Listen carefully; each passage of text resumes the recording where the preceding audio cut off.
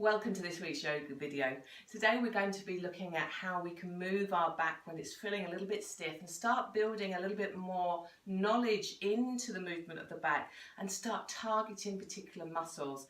So we're looking through the next few weeks at the shoulders, the middle, upper and lower back. So today we're focusing our attention on the shoulder area. So let's bring our awareness into our breath and then start moving into the shoulders. So first of all, closing our eyes and just spending a few moments relaxing into the breath, expanding into the chest, taking some nice deep inhales and exhales.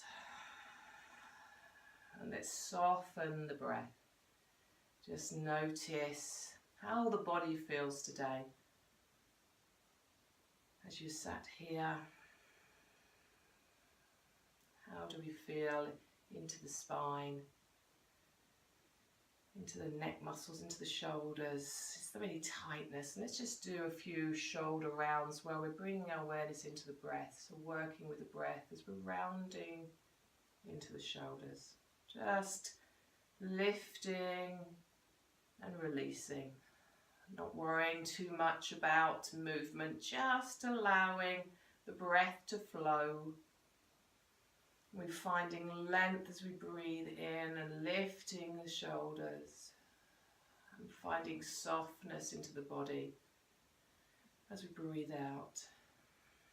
And now let's really focus on circles, so bringing the shoulders forward and up and back, and notice the movement of the shoulders as we bring the shoulders forward, up towards the ears and back round again. Creating this lovely fluid movement into the shoulders. Let's have two more movements, up and round. Really enjoying that range of movement, working into the breath. And then let's go in the opposite direction. Rounding forward and then back and up, and notice that as we do this, we're using a different range of muscles. Muscles working in a different way, up and around. Let's have two more, taking them back, up and forward, and again, back, up and forward. And then taking the arms out to the side of the body, and we're literally just going to rotate the arms up into palms faced up, and then palms faced down. And then let's take this even further as we come up, we come palms faced up. And see if you could lift up a little bit further into that little finger coming up. And as we turn back round, see if you can bring the outside of the hands, the top of the hands forward. So we're starting to get that real rotation into the shoulder joint. Just gentle movements, rotating into these shoulder muscles.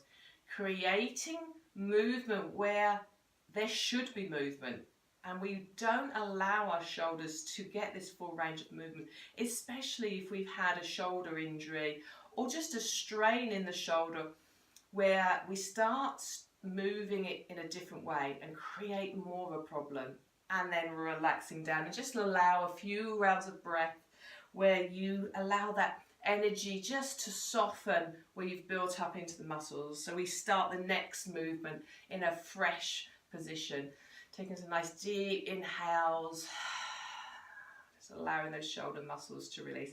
And then we're going to bring a little bit more movement into the back and start activating these side muscles.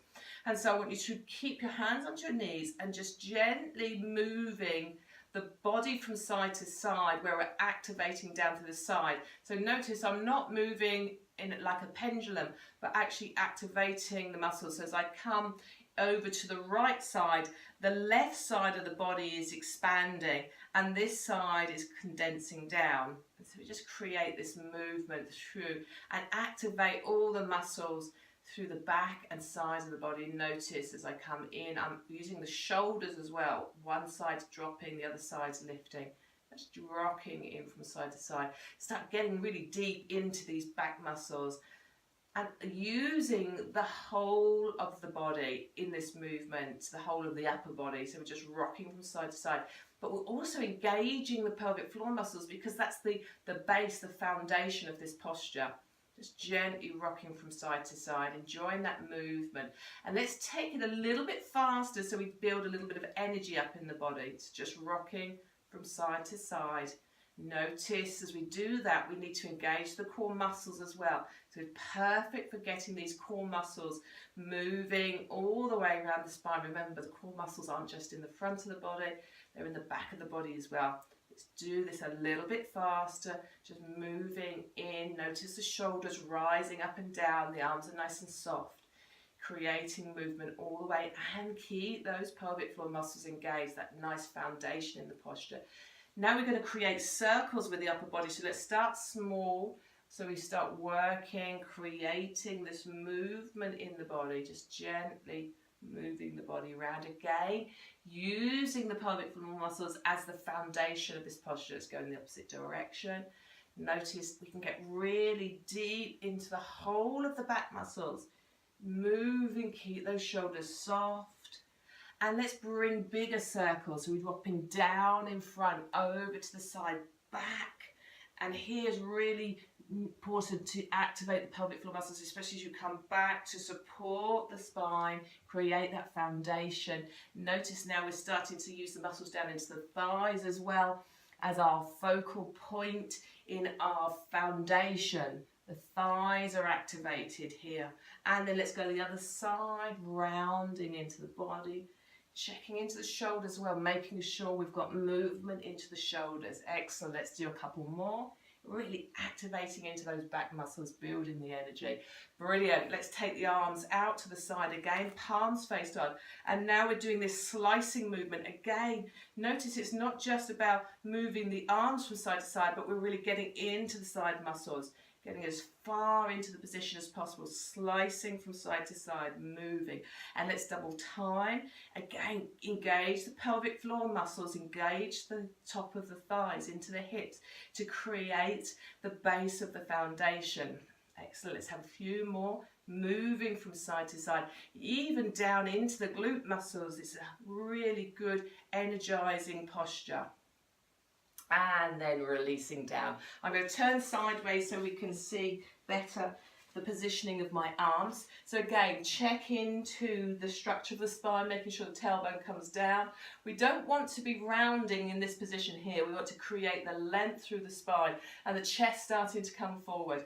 Using a cushion, don't do this position without using a cushion or a foam block. Just lifting up through the spine. It just gives the body so much more comfort into this position. You're not having to fight against rounding down because the cushion and the foam block is doing it for you. So what we're going to do is take the arms forward and create a structure.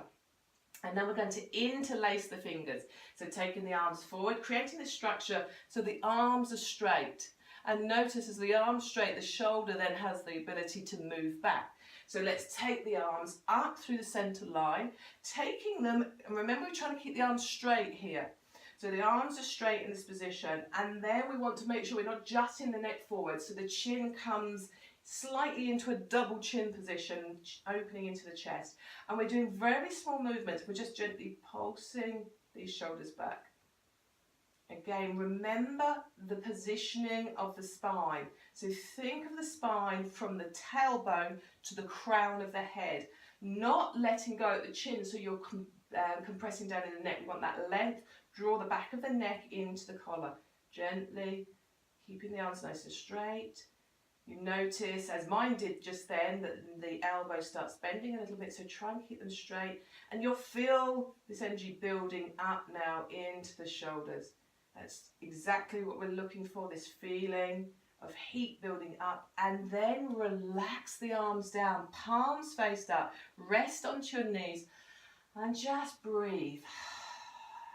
You might want to close your eyes to really bring that awareness right into the body. Shut off that external sense. Breathing and releasing. Breathing and releasing. One more deep inhale.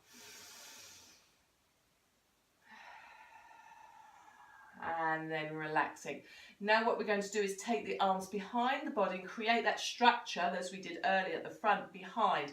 Now what we want to do is bring the arms behind, and as we bring the arms behind, we open into the chest and allow the shoulder blades to come together.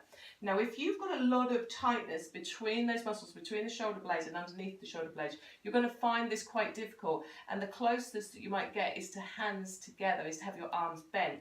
We don't want to do this in this exercise, so we can all straighten our arms, so we can bring our arms back behind us. If you've got that mobility, then engage the fingers and straighten the arms. What we don't want is this bent position. It's not going to be opening to chest, and we want to open into the chest in this position. So I'll go through both with the arms straight and interlaced, and straight and hands separate. And we're going to have a nice straight spine, and just gently lifting up and down. Again, it's a pulsing, but it's not a quick pulse. It's a gentle up and down. We're going to do 8. So we've done 2 already. Let's do 2 more. And then I'm going to change over to separating my arms. And we're doing exactly the same. But notice you probably won't get as high with the arms separated. But we're still activating into those shoulders, into the tricep muscles as well. Really important to keep the strength in the tricep muscles up. And let's hold the last one, whether your hands are interlaced or not. Let's hold them. And then release. Bringing your hands back onto your knees. Just allow the shoulders a couple of rounds, especially if you've got any tightness there. Let's just get those shoulders moving again. A couple of rounds in breathing. And here, we're going to work into the next posture where we're moving the body forward. As we move the body forward, we're going to have our hands on our knees. We're taking the shoulders back. So it's a double movement. We're coming forward, not jutting the chin out. We don't want to collapse into the neck, but we find this length through the body, tailbone going down. Remember, tailbone to crown of the head is coming forward, hands onto the knees. And as we bring the body forward, the chest is coming down. At the same time, let's draw these shoulder blades in together. And release everything as you come up. So remember, the pause and the softness is just as important. So you can really feel the difference, because these muscles, when they get tired, you can't really tell whether you're contracting them. So the pause is just as important. So we're going to do 8 of these.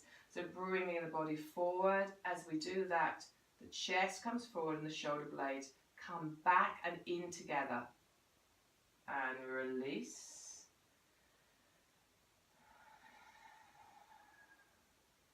And again, forward.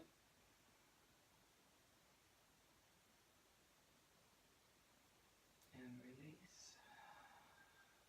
Keep it nice and slow and working with the breath. Forward.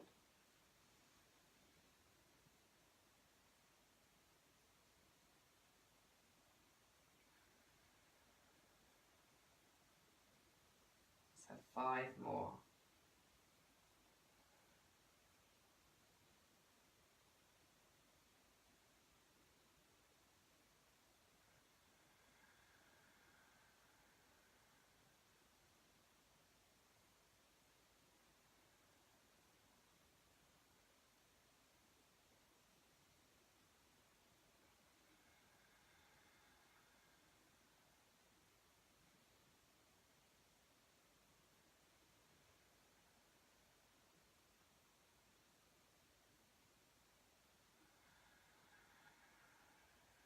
Two more. See if you can get a little bit deeper, extending into the breath.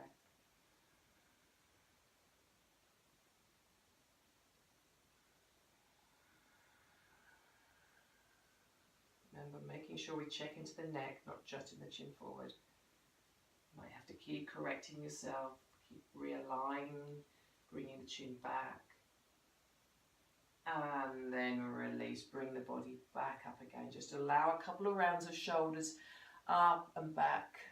And let's take it even further, really lifting up and back, activating all those muscles, but softly, don't strain them, just allow the body to flow. Moving in and out of the position, up and back, up and back, and release. Now let's rock forward into our cat-cow position. We're going to do something just a slightly different in the cat-cow. So cat-cow is absolutely fantastic for moving all parts of the core and into the back. So let's come into a traditional position, hands underneath the shoulders, knees underneath the hips. And we're going to come up into the cat position, rounding up, drawing the navel up towards the spine. Notice the head tucking down. And then when we're in the position, I just want us to move slightly. So we're moving into the muscles on the right side. And it's having such a small movement. But what we do is we just transfer our weight over onto the right side and then push up into these muscles. So it's like a cat position, but on the right side of the body. And then release, and we do exactly the same on the other side. Really pushing up. Notice it's not this movement that we've done before when we look round at the ankle. It's a definite cat position, but just an emphasis on one side, really. And it starts from the hip. You're really pushing up and then coming down into your cow to release. And remember, again, with cow, it's not about jutting the chin forward, but about bringing this chest forward, arms nice and straight. Because we're not scooping into it this time. We've done that before, but here what we're doing is keeping this traditional structure, tailbone coming up towards the ceiling, dropping down and really stretching down into the front of the body. Taking some nice deep breaths. And let's come back into that cat. And as we do that, I curl my tailbone under, draw the navel up towards the spine, rounding up, finding length through the middle back. And then this slight transition where you're pushing down with your right knee down and really getting that change of energy into the right side of the body, and then this movement over to the left side of the body. Takes a while to get used to because you're really starting to separate the left and the right side of the back. And then let's come into our downward facing dog, sending the tailbone up towards the ceiling. And here we can either hold our traditional downward facing dog, or if you want to get a little bit more softness into the movement, just pace, lifting one leg up at a time. Now noticing my positioning of my arms and my hands. We don't want our downward facing dog where the head's looking down at our hands. Notice I've put a lot of pressure on my wrist in this position. The tailbone is coming back and the crown of the head is in line all the way up through the body, up towards the tailbone, heels coming down towards the ground. And again, relax into these shoulders, making sure you're not scrunching up around the ears. And then coming across into our cat-cow position again, and we're going to finish this with a strength position through the back of the body. Bring the hands slightly closer in, knees slightly closer in, and then transfer our weight over onto the left side as we extend the right leg back. Now notice if you keep this line through the spine, you'll work your back muscles. The minute you take the leg too high, you go straight into the glutes.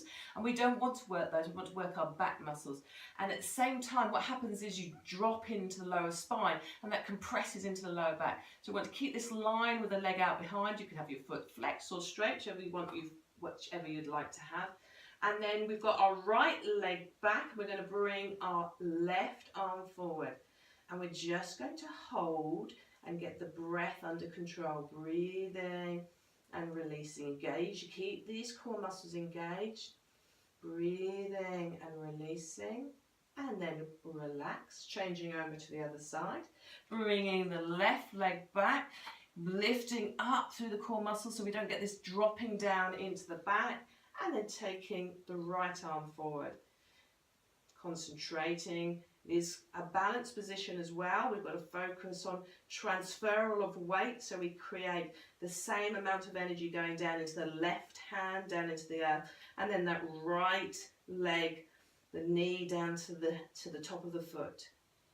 And then release.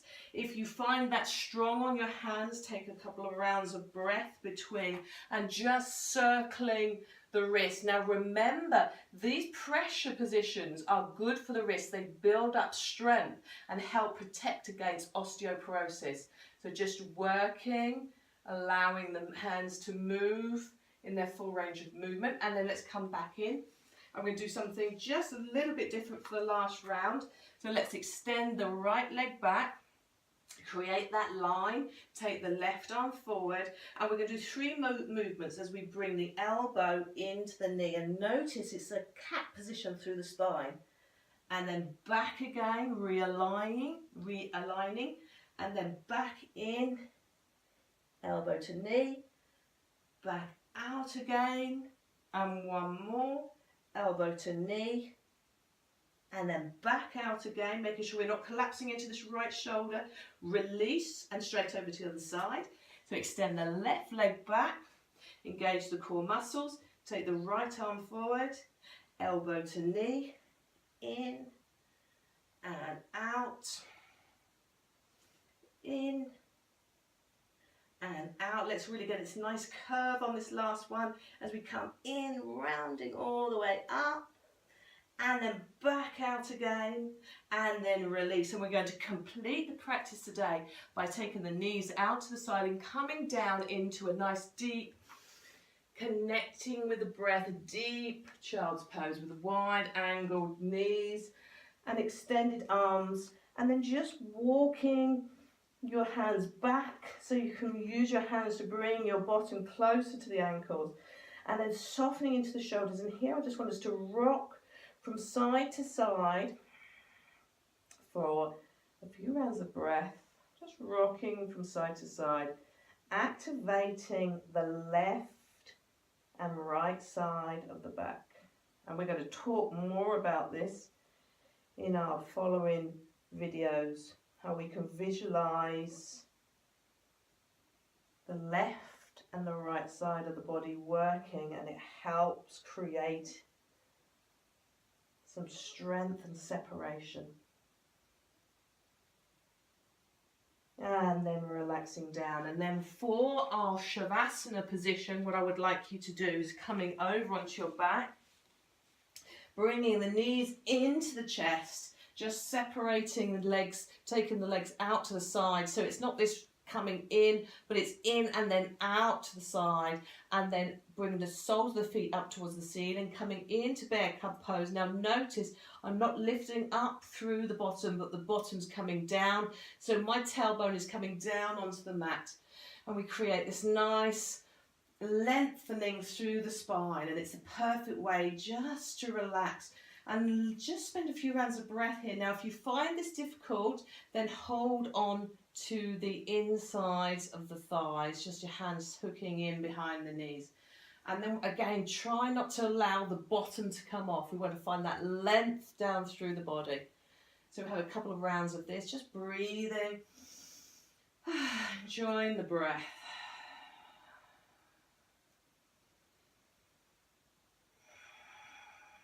Let's have 3 more. And try and bring as much shoulder contact down into the mat as possible.